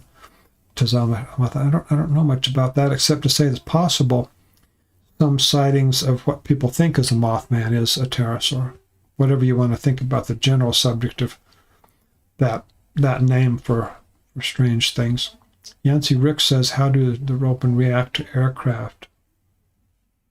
Well, I can give you something might be a little indirect. In one case, it was around about the time of World War II when there was an Army Air Force. Well, they had the Army Air Corps, what they called it during World War II. But it was near Marfa, Texas. And a plane took off, and it was followed by this flying light that followed the plane. Now, they determined that the men there on the base, determined they were going to find out what these flying lights are. What are they doing? What's going on here? These flying lights that followed one of the airplanes. So they went out, they tried to track it, they tried to find it, they couldn't. It's like these flying lights would play games with them, and they couldn't get close to flying lights to find out what they were. They're intelligent flying creatures, and they're not necessarily afraid of them or afraid of cars. Sometimes they'll follow a car at night and so on. But I don't know too much about the ropens' reaction to aircraft offhand, unless I can think of something that happened. Well, I can tell you another case. If you want to know about airplanes and modern pterosaurs, there is another case where a twin-engine plane took off from northwestern Australia, flying off to I can't be sure of the country offhand, but flying toward the northwest, and it almost collided with a gigantic flying creature. They thought it was a pterodactyl. Almost collided with it. The pilot had to not only dive, but to bank at the same time. Otherwise, they could have collided with it, and that was huge. Possibly it was attacking the plane and thought it was another of its own species or something. I don't know. But that was weird. Almost collided with it. They fly directly into the engine. Ooh, that would not be good. Sean Haviland, the dogmen and Bigfoot are supernatural phenomenon. They are able to enter the physical realm, but also the spiritual one. Well, I'm not going to get into that. That's way awesome. And I don't know what I could contribute to that anyway. But generally, when people see what appears to be... Oh, let me see how we still have time. We're going to keep going. When someone sees what appears to be a pterodactyl, usually flying, but not always, usually flying, then they're shocked. If they're Westerners, they're shocked. But generally, the animals themselves, these flying creatures, they behave like animals that belong to our time. They try to catch birds or other things, fish at night, and they act as if they belong to our world. So I believe they belong here perfectly. They're not from another time. That has to do with just our culture indoctrination about ancient extinctions. That's what that comes from. They're definitely from this world, and they live in this world, and they're quite physical. Now, I'm not saying that living things do not have spirits. I'm not saying that. Or that there's not a spiritual side to the world. I'm not saying that. But, for example, a modern pterosaur would be just as physical as your house cat or your dog that you keep in the backyard. Now I have to get off to something else here because people are like comment so quick. And Jeremy, sorry I didn't finish writing my last question before I sent you. Would you consider pterosaurs to be nocturnal creatures? Is there a portion of the day that most sightings occur? And Jeremy yelled, what about any seasons that appeared in abundance? Imagine they could possibly be migratory. What's your thoughts? Yeah, Nick says, good question. It is a very good question. They are good questions. Complicated, though. We can get into some of that. They're definitely, in general, most of these species are at least partially or mostly nocturnal. The times when people see them are generally exceptions. And there are various reasons for that. We have to always keep in mind that people, as humans, we have eyes and a visual system in general that are really good for daytime sights, seeing things in daytime. They're really for being out in daytime and seeing things. Getting out at night, it's not remotely as good. We don't have that kind of vision that some cats and other animals have, owls, so they can see at night, or they can have hearing that compensates for the lack of seeing well. We just do not see well at night. So usually the sighting reports are a little bit more than 50% of them are in daytime. And the ones that are pterosaur sightings at night, they're a little less than 50% in general. But that similarity in those ratios is a strong evidence to me that they are nocturnal. Because if they were not nocturnal, we would not have nearly so many people seeing them at night, flying at night, not nearly as many sightings at nighttime. Pattern seasons, there's no easy way to say. It's not enough. I need hundreds of more, at least, sighting reports, and we need help with analysis, but it's hard to say. And burst of flame over a city in China, and pterosaur-like creature was spotted. Something like a dragon was that over a city in China. I don't know exactly which one that is. Maybe more than one. Yancy Ricks says, I submitted an email to you some time ago as Mr. Ricks. Does that name sound familiar? Yeah, it does sound familiar. If you don't mind saying, of course, I can send another if need be. How long ago was that, Yancy? I have to write this down, make a note of this. Yancy Ricks. And this is Mr. Ricks. Okay. I'm sorry if I didn't answer that. I thought I'd answered all my email recently. It's possible I might have missed something. I'll look into that because it's possible I might have missed an email. I get so many emails. Octopus and No Friends. Avalon and Widescreen. Find me on Instagram. Name is UFOology. Yancy Rick several months ago. Oh, maybe December. I could look back in December or that time period. Yeah, do you remember what the subject was in the email? Generally, was about a sighting, perhaps, and if it was, where was the sighting? Because then it would be easier for me to trace if I got into my computer system in my files on sightings. And sightings, then I could use the location to find the record of it. But it's possible I might not have even got it into my system if I had missed an email. That's possible. Sorry about that. Recently I've been trying to be more careful to get the emails and not put off looking in my email folders.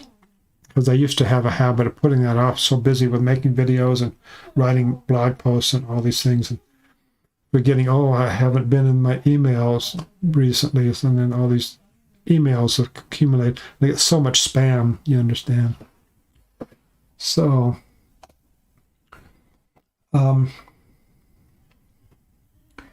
But let's go a little longer because it's not yet 2 hours. If there's any other thing we want to go off into, we can do that. Feel free to invite your friends here to talk about these things. Many eyewitnesses are women or girls. But unfortunately, for some reason, according to YouTube, I get almost entirely males in my YouTube videos. I don't know why, because I tell people about these women that have had sightings, but men like to talk about it and like to hear about it, learn about it. For some reason, we got some really good eyewitnesses that are women that give us incredible information. Learn a lot. Octopus and no friends. Are the vast majority of sightings on or near the coast or massive bodies of water in inner America? Well, no, I haven't noticed anything like that. There are, in California, for example, there's a vast majority of sightings that are close to a storm channel, but, in that part of the country, Los Angeles County, I mean, most of the time there's the what I call a river is just hardly any water in it. It's just storm channels that are almost entirely empty, almost dry. So it wouldn't count too much on sightings ending up really close to large bodies of water. There are some bodies of water everywhere.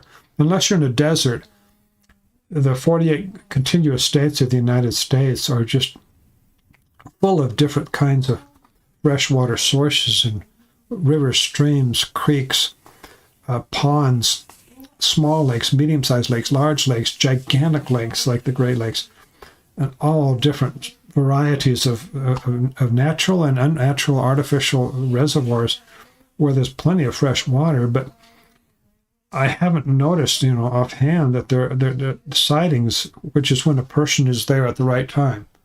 Remember, when we have sighting reports, that's when a human happens to be at a particular place where that person sees a modern pterosaur.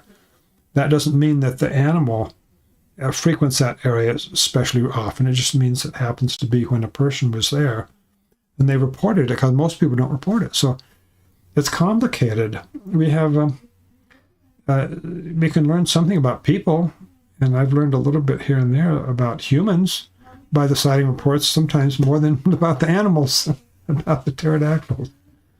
Are they semi-aquatic? This is a good question. The capital letter N. Nick Cipher. Okay.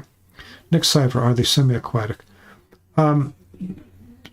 Perhaps somewhat. At least the ropen of Humboldt Island, yeah, because they've been seen underwater by Rex Yappy, who has been doing expeditions in recent years. He's seen one underwater, only the tail was sticking up. Doesn't mean that it stays a long time underwater submerged, holding its breath for a long time, but they do catch fish and whatever else, giant clams or whatever. How many bodies of water are out near Marfa, Texas? I wonder, where is a map? Well, we made to remember all these comments about bodies of water in North America. There are many bodies of water, even in desert or semi-desert areas. There's some places where there's water. Large flying creatures have no problem flying 100 miles without having a place to drink water. They could pass pond after lake after pond after lake and still just glide, fly, whatever, and see another pond, lake, and just pass them all by and just go to wherever they want to go. They don't have to be near water. They go where they want to go. There's birds, and sometimes they're seen in places in Death Valley. I guess the driest part of North America. Death Valley? I've been there before. That is dry. That's a desert. Absolute desert of deserts. And that there are birds sometimes seems there. Where does a bird drink water? There's hardly any water anywhere in Death Valley. Well, they just fly up into the mountains and get water up in the mountains. And those are little birds.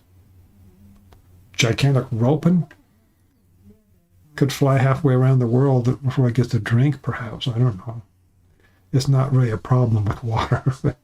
Submission was July 12th, 2020. Oh, thank you. Oh, that's been a while. Sorry, Yancy. I could have missed it. And I do have, I can go back though. That's still in my YouTube. Let me see YouTube. It's still in my emails. July 12th, 2020 email. I'm writing this down right now. Okay, I will get into that.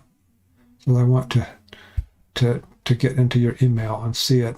Wide gauge. I see San Esteban Lake, maybe 11 miles south of the Marfa Lights viewing area. Kind of deserty out that way. Sure. The Marfa Lights are, I think, are a group of intelligent predators that fly together at night, nocturnal, and that have bioluminescence, an incredible degree of capability with bioluminescence, and they fly not just in that area, but they'll fly for a day or a night or two, I should say. They're nocturnal. A night or two in that area near Marfa, and then they'll leave for another part of North America, maybe in Mexico, for example, and spend a little time there, and then they'll spend another little time somewhere else in Mexico, and then they'll come up somewhere else and eventually get back after a few weeks or so to Marfa, Texas, and look for whatever they look for, the rattlesnakes or bats or digging holes to get into rabbit holes or whatever they do to get their food at night. Octopus with no friends. I'm assuming night vision would be a great investment for investigators. Yeah. And I have not much funds myself for the last 18 years, but I know I have, once I had a little night vision scope. Never got to use it. It's too heavy. I didn't even take it on my expedition because it's too heavy. I had to watch the weight for everything I took in my many suitcases. Long story. But yeah, night vision would be super, especially the more expensive type, which is the very high quality, which is could be extremely valuable, but it's expensive. The better ones are expensive. Yancy Ricks, no rush. Yeah, but Yancy, I would like to get that email, and I have it written down here. And I am determined to do better than I have in the past with responding to my emails. And we've just gone over the 2-hour mark, but we can still go for a while. It's okay. For me, it's 6:37 at night. I can go, well, I guess, a few more minutes, but yeah, invite people to come back here and tell people about these videos. Not all of them are long, live streams like we have tonight. I have over 100 short videos on these incredible flying creatures, modern pterodactyls, ropens, flying dinosaurs, whatever you call them, the dragons of modern times. And they are, thanks be to God, they are real and they are alive. So let's get ready to wrap it up. Unless somebody has anything particular that hasn't been covered, we can have other. I am planning on the same general time this coming Friday. I want to have them on Tuesdays and Fridays about, the mountain time, it's 4:30 to 6:30, or maybe a little later. California Pacific time, which would be 3:30 to 5:30, and then East Coast of the United States, which would make it 6:30, 8:30 p.m. Let's get back together again on Friday, and perhaps we'll have some aspect of this study which is different than we've gotten into before. Let's get into some different things. There's so many things involved. And you had such good questions. Thanks for the questions. Wow, great questions and comments and things to think about. Yeah, let's get back to this. Some night vision comes equipped with photoguided video. Yeah, I would imagine, Jeremiah Yale, there could be incredible technology now for night vision. Oh, yeah, I'm sure there is. I haven't looked into it. I can't afford anything myself right now. Nothing at all. But I encourage people to get involved if they can, and keep in touch with me, though, on certain things, because sometimes at least some of these flying creatures can be dangerous, and we need to be careful.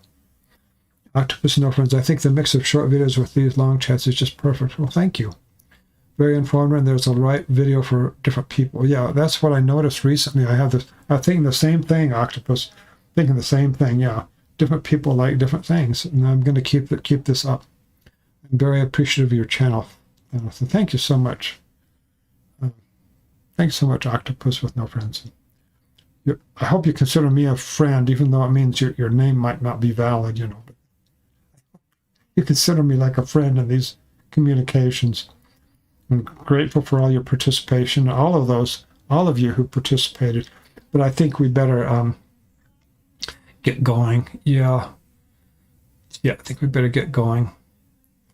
And this will be up as a permanent video on YouTube. It's a separate section, I think, on my records. It shows it. There's live streams, and then there's regular uploaded videos. I don't know how it appear when you go on YouTube, if it's divided up like that. Perhaps not. I have to look into that. Is it divided up into one group for live streams and another group of videos for regular upload videos, which are the short ones? It's just what it looks like when I go on YouTube. They're separate. So, good night. Let's get together again.